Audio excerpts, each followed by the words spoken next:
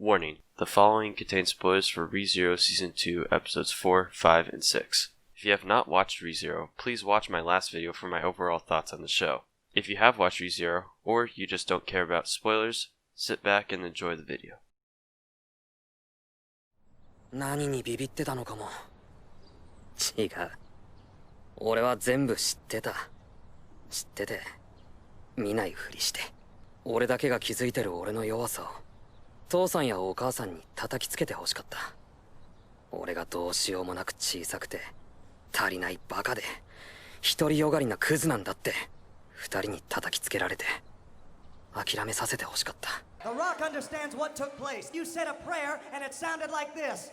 Oh dear God, everybody still thinks that I absolutely suck.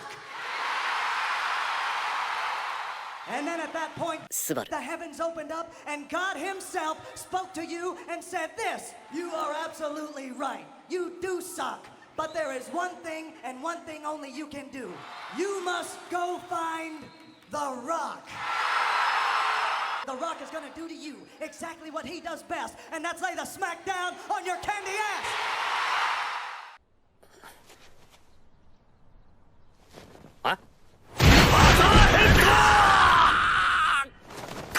いたかスバル、これが俺の愛情を込めたファザーヘッド。怒りの一撃だ。かかと落としじゃねえか。どこがヘッド？足かなり上がってるだろう。 The week this episode came out, people were fanboying the shit out of this. For example, look at all the videos that you see on YouTube about this episode. You just get a bunch of I cried and emotional and best anime episode this season. Yeah, these weren't biased in any way. There were some parts that I found emotional, like Subaru being forced to accept the fact that he'll never see his parents again, but I think most people were blinded by the massive amounts of hype leading up to this episode. Before it was released, everyone was saying, holy shit, we actually get to take a look at Subaru's life before being isekai'd. And while I was blinded by this hype too when I first watched it, it didn't take long for me to realize that this was one of the worst episodes this season. Granted, ReZero did this scenario a lot better than most isekai out there since I was actually engaged during it and there were some emotional bits that I found somewhat impactful.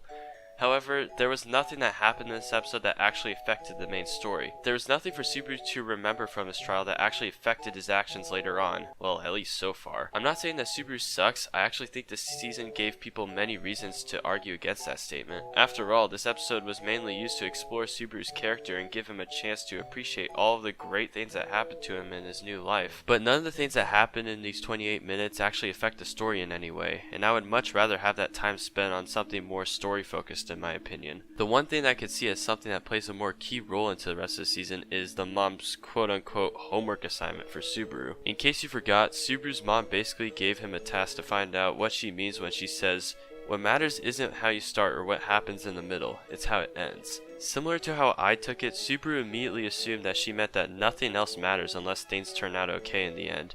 But that isn't at all what she meant, and I assume that we'll find the true meaning of that statement later. I mean, we do start getting some hints towards what that means in episode 11. Other than that, I don't think there's much to say. Oh wait, I guess I do have to point out how most of this episode was dialogue, since someone was surprised from the last video that I didn't mention most of episode 3 was just dialogue as well. But the problem with saying that is that most of season 2 is dialogue heavy, and I honestly have no problem with that. As long as it's well written and stuff actually happens in it, then I genuinely have no problem with watching characters talking for 20 minutes straight. Alright, now I can get on with episode 5.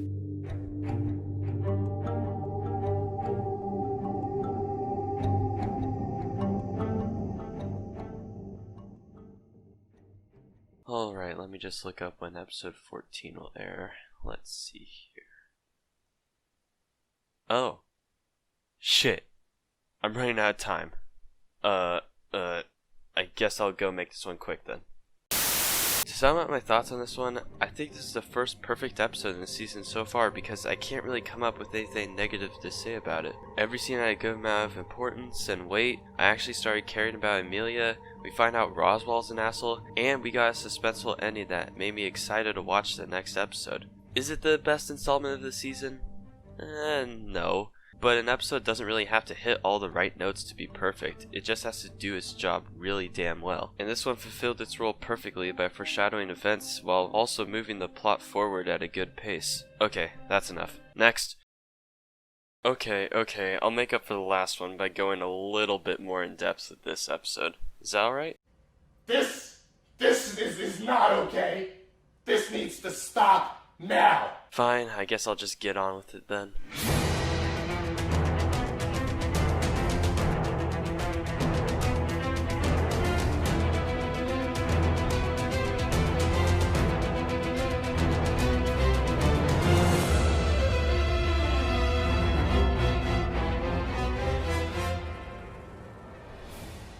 Episode 6 was really interesting. It showed how even the slightest bit of change for Subaru's actions can modify the timeline immediately and significantly. The first few minutes of the episode is a clear indicator of how volatile Subaru's situation is. The only thing that Subaru does differently from last time in the first minute is change what he says to Emilia after completing the trial. Instead of acting shocked and saying "I'm here" like last time, Subaru attempts a more considerate and calm approach. This results in Emilia being able to get over her trauma within a few hours instead of panicking frantically and only being able to go to sleep with a hypnosis formula. Even the slightest bit of change can alter the course of events drastically, and this is something that just becomes more apparent in the future episodes to come.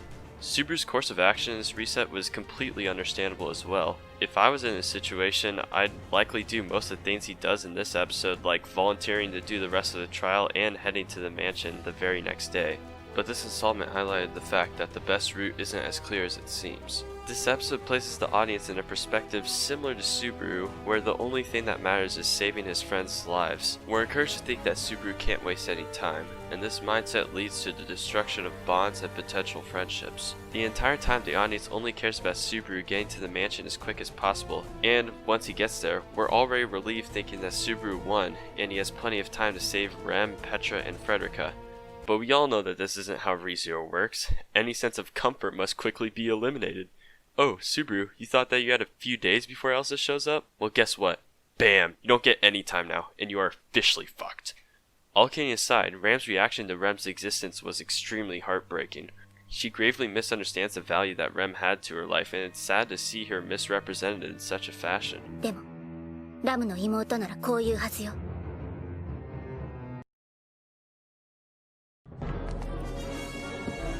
Pull the lever, Kronk.